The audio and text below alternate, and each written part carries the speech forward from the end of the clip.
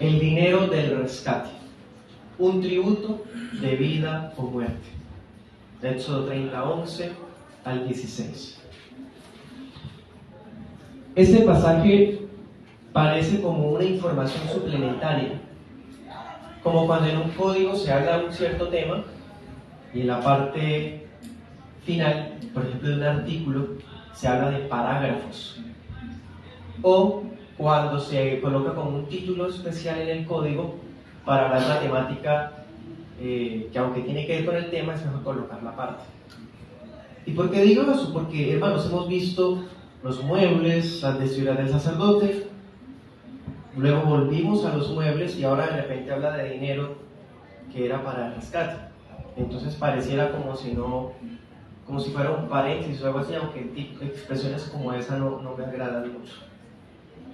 Entonces preferimos decir así, es una información suplementaria sobre el papel expiatorio que cumpliría el tabernáculo. Y ahí está la lógica de por qué está ubicado acá. El tabernáculo, ¿qué es lo último que hemos visto? Vimos el altar del holocausto, los sacerdotes que iban a hacer los holocaustos, vimos el altar del incienso que lo hacía el sacerdote, y ahora vemos un dinero que también es para expiación. Toda la temática que une toda esa expiación, todo aquello por medio de lo cual la persona buscaba perdón de pecados a través de sacrificios. Esa es la línea de pensamiento que lleva, ¿sí? Por eso se coloca acá este texto. El Señor daba unas instrucciones a Moisés concernientes a un recaudo monetario que debía solicitar del pueblo. Y eso llama la atención porque es la primera vez que se pide como una especie de ofrenda o de aporte de algo más específico, un valor en moneda. Eso es llamativo. Vamos a estar estudiando esta enseñanza en 2 puntos. El primer punto vamos a ver la ofrenda monetaria y su uso. Y el segundo punto vamos a ver implicaciones prácticas. Espero dejar un espacio para preguntas y respuestas. Comencemos. Versículo 1. Dice: habló también Jehová. Primer punto, la ofrenda monetaria y su uso. Yahvé le habla a Moisés, ¿sí? Es un encabezado que nos muestra que esto es una temática, como les digo, aunque lleva la línea de pensamiento, es distinta a lo que hemos visto ahorita. O sea, esto es independiente del altar del incienso. Eso es un tema aparte. ¿Qué le dice el Señor? Leamos verso 13 y 14. Esto dará a todo aquel que sea censado. 14. Todo el que sea censado de 20 años arriba. La orden era recolectar el valor de medio ciclo. Esa era la moneda de ese entonces. Hoy día en los distintos países, bueno, realmente siempre ha sido así, sino que ahorita es más pronunciado. Cada país tiene su propia moneda. Resulta que en estos tiempos la moneda pues no estaba con sello como hoy día lo hay. El tema de los sellos empezó a aplicarse, por decir algo, en el tiempo del Imperio Romano con la cara del emperador. Pero en estos tiempos, siglo XV a.C. aproximadamente, las monedas eran como pedazos de plata aplastados, ¿sí? Que tenían cierto peso. Entonces el valor de la moneda no era por cuánto dijera, sino cuánto pesaba la moneda. Entonces el ciclo era como lo que nosotros decimos gramos, ¿sí? Entonces tantos ciclos son tantos gramos, y dependiendo de la cantidad de gramos, ese era el valor que tenía la moneda. Así era que funcionaba antes. Eso es lo interesante, que aquí se habla de tasación.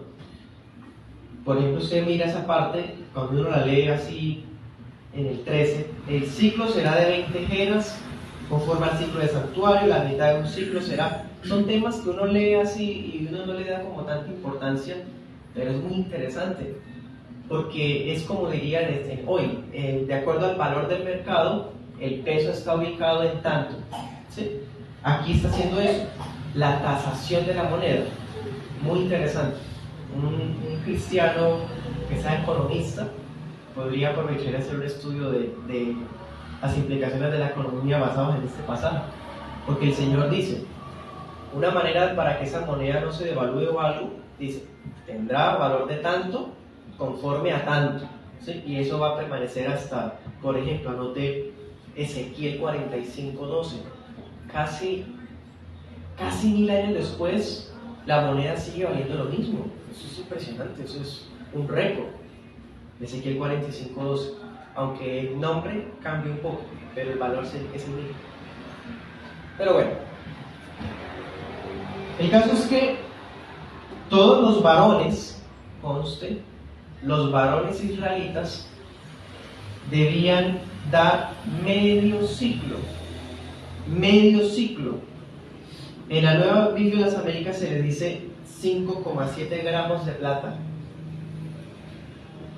Otras versiones dice 5, otra versión dice 6, como sea, entre 5 a 6 gramos de plata. Ese era el valor de esto que debía darse. Y debían darlo los hombres de 20 años para arriba. Con base en Números 1:2, ¿por qué se habla de 20 años arriba? Porque esa era la edad mínima para que los hombres pudieran ir a la guerra. ¿Sí? Lamentablemente hoy día, la mayoría de edad responde a fines políticos. Es decir, si tengo la mayoría de edad, es algo que beneficia más a los sectores políticos por medio del voto. Pero en los tiempos antiguos, la mayoría de edad era establecida o pensada principalmente en términos bélicos, de guerra. Porque un muchacho de 18 años quizás no responde en guerra lo mismo que un muchacho de 21, por decir algo, ¿cierto? Entonces la mayoría de edad, que bueno, tampoco esa es la idea, es solamente decir que a partir de los 20 se era contada la persona en el censo y con esa edad ya el hombre podía alistarse a la guerra. Versículo 15, otra cosa muy interesante, ni el rico va a dar más, ni el pobre da menos. Eso sí es verdadera igualdad. A propósito que hoy día pues se piensa que los ricos tienen que dar más porque ellos tienen más y los pobres pues tienen que dar menos. Por el contrario, los ricos tienen que pagar por los pobres y bueno, todas esas cosas son más bien mentalidades de tipo político. Pero realmente no era así. Y más cuando pensamos que ¿cuál era el propósito de este dinero? Miren el verso 12. En la Nueva Biblia de las Américas dice que este dinero sería pagado por cada uno como rescate por su persona, a fin de que al momento de ser censado no haya plaga entre ellos. ¿Por qué todos tenían que pagar lo mismo? Porque ese pago representaba expiación. Y la expiación de un rico es lo mismo que la de un pobre. La expiación o lo que se requería del pobre era lo mismo que se le requería al rico. ¿Me hago entender? O sea, todo esto estaba basado en la igualdad para que no haya plaga entre ellos. ¿Eso qué significa? Que si se hacía el censo y los varones no daban su aporte por haber sido contados, podría haber una plaga mortífera en medio del pueblo. Eso significa implícitamente que el Señor está ordenando hacer un censo y le dice a Moisés, cuando lo hagas, no te olvides recolectar medio ciclo, cuenta los hombres de 20 años para arriba y recolecta cada uno medio ciclo. Otra razón de ser de esa ofrenda era que los varones no todos podían servir en el tabernáculo. Los únicos que podían servir en el tabernáculo, o sea, en la iglesia, por así decir, de ese entonces, eran los de la tribu de Leví. Y el hecho de que todos los hombres no pudieran hacerlo, entonces ellos, como no iban a servir personalmente en el tabernáculo, su forma de apoyar la obra del tabernáculo era a través de la financiación de los materiales de construcción y los gastos de mantenimiento. Ese medio ciclo empezó a utilizarse para los gastos de mantenimiento en el futuro. Hermanos, esta ofrenda llama la atención porque es como si la persona estuviera haciendo expiación con un pago en moneda. Eso es raro. Hasta este punto hemos aprendido que es el derramamiento de sangre lo que hace expiación. Y suena muy raro que hable de pagar un dinero para expiarse.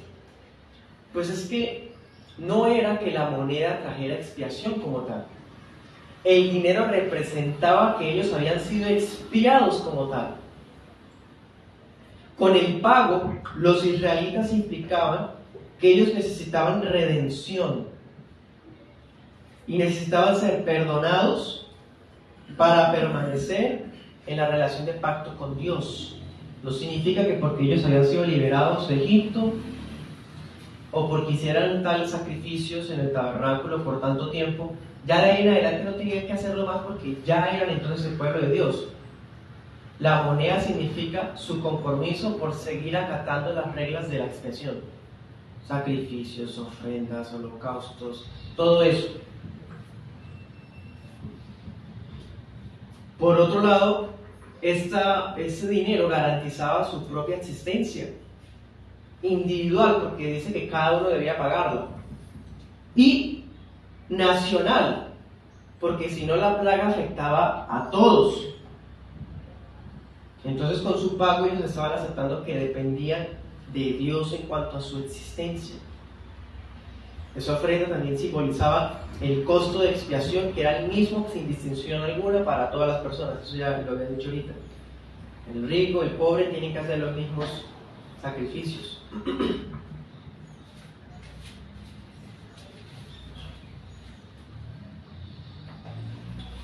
Y por otro lado, acuérdense que los primogénitos le pertenecían a Dios. Con ese pago, ellos estaban mostrando que no solamente los primogénitos eran de Dios, sino todos los varones del país. Dice, para el rescate de su persona. ¿Sí? Como si estuviesen recordando, de hecho ahí dice para memorial, como si estuvieran recordándole a Dios, por así decir, que el Señor los había tomado como suyos. Y es bonito saber que la cuenta había pasado solo por los varones, porque esto da a entender que los futuros hogares que se iban a establecer estaban considerados como parte del pueblo de Dios. Porque si el padre de familia estaba contado en el censo, se deduce que su hogar, su familia estaba dentro. Bueno, esa es en la cabeza de los varones que se hacía esa cuenta. Versículo 16.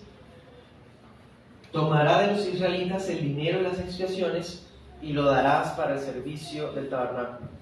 Entonces, el Señor establece que ese valor recogido sería destinado ¿para qué? Para el servicio del tabernáculo de reunión. Versículo 16 al final, también servía como un recordatorio, memorial, lo que les decía, delante de Jehová, de que cada uno de los censados había sido expiado. Cuando digo expiado, me refiero a que fue perdonado por la sangre de los sacrificios. ¿Bien?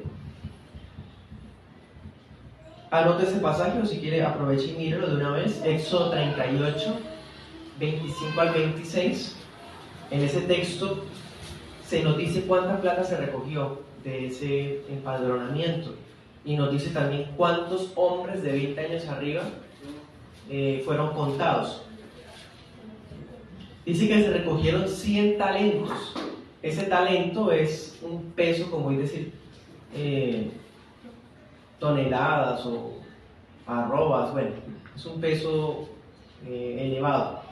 Y hubo un total de 603.500 varones de 20 años arriba. O sea, definitivamente el campamento de Israel tenía más de 1 millón de personas. Eso lo vimos en la introducción del libro de Éxodo, vimos más o menos cuánta gente habría, y algunos opinan que puede ser entre 2 a 3 millones de personas. contando mujeres y niños. Y hermanos, si ustedes se fijan, por ejemplo, en Éxodo 26:19 o en Éxodo 27:10, todo el material recolectado se empleó para aquellas partes del tabernáculo que requerían plata. Porque si el ciclo era de plata, la idea ¿cuál fue? Derretirlo para usarlo en lo que se requería plata. Acuérdese usted, ¿qué muebles necesitaban plata? Hagamos memoria de las predicaciones recientes. Las bases de las distintas tablas del tabernáculo fue la única cosa que requirió plata. Acuérdense que eran muchas tablas y que luego todas se juntaban y por cada tabla eran 2 paticas.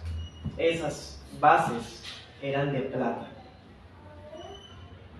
Y una cosa interesante, en Éxodo 25 Dios había pedido como ofrenda voluntaria plata. O sea que esa plata que se dio voluntariamente es aparte de la plata del dinero del rescate. Importante tener presente eso. ¿Listos? Y eso, hermanos, es el tema de la ofrenda del rescate. Ahora miremos el segundo punto. Implicaciones futuras.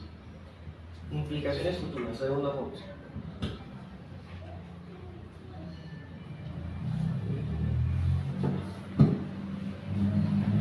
Siglos más adelante, el rey David, en Primera de Crónicas 21, también está en Segunda de Samuel 24, quiso censar al Reino Unido de Israel. Seguramente David fue movido por el orgullo de saber sobre cuántos gobernaban. Y obligó, ¿se acuerdan? Obligó a sus soldados a que hicieran un censo nacional.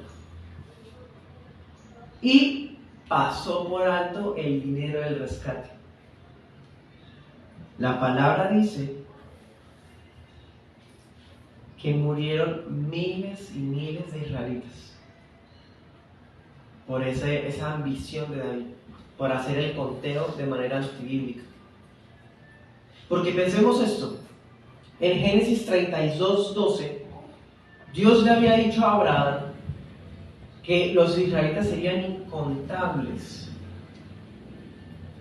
más incontables o incontables tanto como las estrellas del cielo o los granos de arena de la playa. Entonces el hecho de que él estuviera contando a los israelitas sin acatar el dinero del rescate implicaba como si estuviera cuestionando la promesa de Dios de que la descendencia de Abraham era incontable. ¿Sí? Vimos eso ya en Primera Crónicas 21. Ese censo se volvió a hacer, pero como no se hizo bíblicamente, hubo plaga en el país. Murieron muchísimos. Pero no solo en días de David hubo repercusión de estas instrucciones que vemos hoy. Miremos Mateo 17, ese sí leámoslo. Mateo 17:24.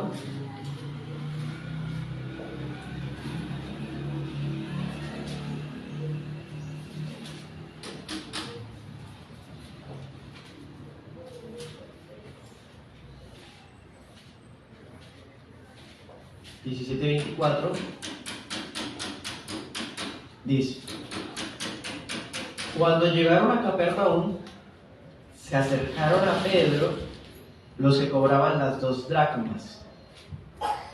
Ya el tipo de moneda cambió para ese tiempo. Y le preguntaron: ¿su maestro no paga las 2 dracmas? Y Pedro le dijo: sí. Al entrar Pedro en casa, Jesús le habló primero diciendo: ¿qué te parece, Simón? Los reyes de la tierra, ¿de quiénes cobran los tributos o los impuestos? ¿De sus hijos o de los extraños? Pedro le respondió: de los extraños. Jesús le dijo: luego los hijos están exentos. Sin embargo, para no ofenderlos, ve al mar, echa el anzuelo y toma el primer pez que saques. Ábrele la boca y hallarás una moneda. Tómala y dásela por mí y por ti. Impresionante, ¿no? Se le acercan al Señor Jesús unos hombres para recolectar de él el dinero del rescate, porque eso continuó aplicándose y, como les decía, empezó a usarse esa plata para los gastos de mantenimiento del templo, y más este templo que era demasiado ostentoso, requería un mantenimiento constante. Pero, hermanos, Jesús es el dueño de la casa, el Hijo unigénito de Dios, soberano absoluto de todo. Y Él accedió a dar su aporte en obediencia a la ley de Dios. ¿Sí? Eso nos muestra que el Señor obedeció la ley en su vida, aún en los detalles más minúsculos. Ahora, otra cosa, hermanos. Él mismo es el Santo de Israel. Él mismo es la ofrenda que había decretado el Padre para la expiación de todo pecado. Entonces, Él no necesitaba hacer expiación de sí mismo dando ese dinero, porque ese dinero era del rescate. ¿Se dan cuenta? Él no necesitaba hacer expiación a través de esta dádiva. Pero Él acata aún detalles como esos, para cubrir a los que creerían en su nombre con los beneficios de su gracia. Porque gracias a la obediencia, al precio de obediencia que Jesús pagó, no solo con su muerte, sino también con su vida, hoy los hijos de Dios no tenemos que pagar un impuesto para ser parte de la Iglesia Universal.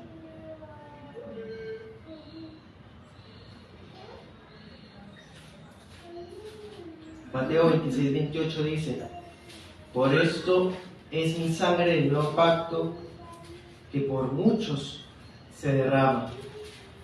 Y otro pasaje dice que Él da su vida en rescate por muchos. Jesús era el rescate, el dinero del rescate, el pago por el rescate.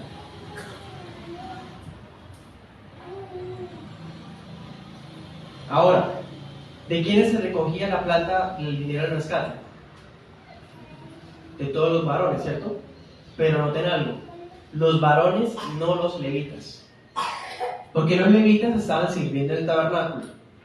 Los que no servían, o sea, las 11 tribus, tenían que dar el dinero del rescate. O sea, ese dinero no lo tenía que pagar Leví, sino solo las 11 tribus. O sea, los que estaban eximidos eran los sacerdotes, prácticamente.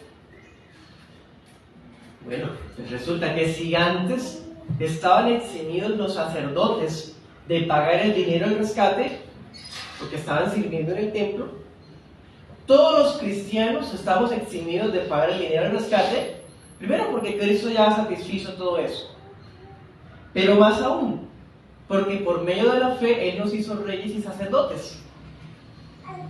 Entonces nosotros no tenemos que dar el pago por un dinero de rescate, pero sí servir como sacerdotes a la iglesia de Cristo, a Dios y unos y otros. Amén. Bueno, si tienen preguntas, adelante.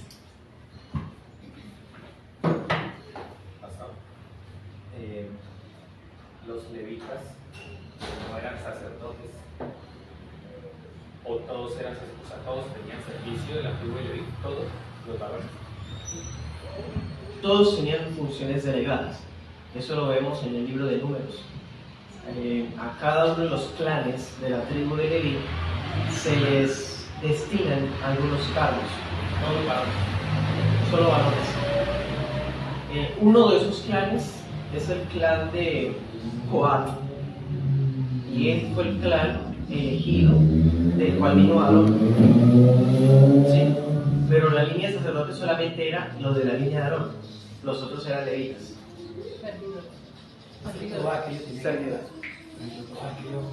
También tenían que pagar su rescate. Los otros levitas, no, señor, porque de una u otra manera ellos estaban sirviendo. Por ejemplo, el día del tabernáculo, a algunos les tocaba, cuando Dios se movía en la nube, y tocaba transportar las cosas, tenía que desmantelar todo. Entonces una tribu estaba encargada de las tablas, otra tribu estaba encargada de los muebles, otra tribu estaba encargada de las conexiones, en fin, de todos los detallitos. Entonces siempre ellos tenían algo que hacer. Cuando ya el templo se dejó como un inmueble, entonces se empezó a distribuir entre porteros, cantantes, músicos, ¿sí? Ya no fue necesario que ayudaran a desmantelar porque ya el templo estaba establecido. Entonces se dieron nuevas funciones, portería, músico, etc. Pastor, ¿y las mujeres en ese caso tenían que hacer lo mismo, o sea, la ofrenda? ¿O solo varones? Solo varones. Y si el propósito principalmente era pues para que no haya la plaga en ellos, a las mujeres las cubría Claro, porque estaba contado el varón. O sea, si se contaba el varón, se deducía que está contada la casa. Por eso es que es fácil hacer cuentas acá, porque si son 603.000 hombres, uno puede multiplicarlo por 2 para deducir cuántas personas hay, porque por lo mínimo tendrían una esposa. ¿Sí? Igual el soltero también lo tenía que hacer paro. Sí, recuerde que era por guerra, estaba asociado con la guerra. También por eso las mujeres no se contaban, porque ellas no iban a la guerra.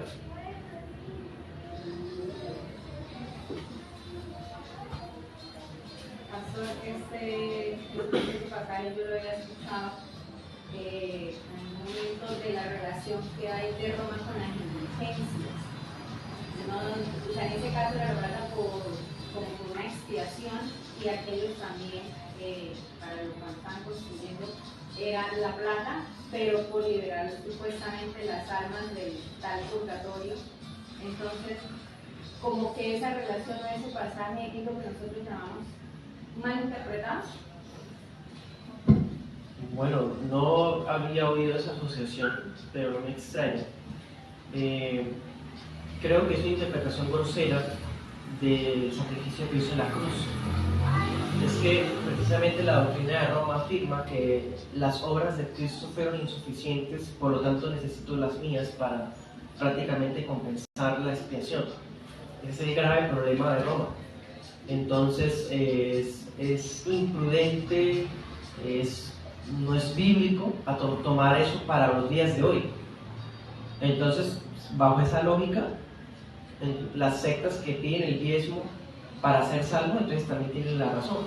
O sea, no se puede a estas alturas tomar ningún tipo de dinero de rescate porque ya fue derramada la sangre de Cristo. Además, gracias a Dios que ese texto de Mateo está tan explícito. Cristo ya pagó el precio. Miren que hasta el precio está en dinero. O sea, de ninguna manera es necesario insistir aplicando esas cosas. ¿Ven?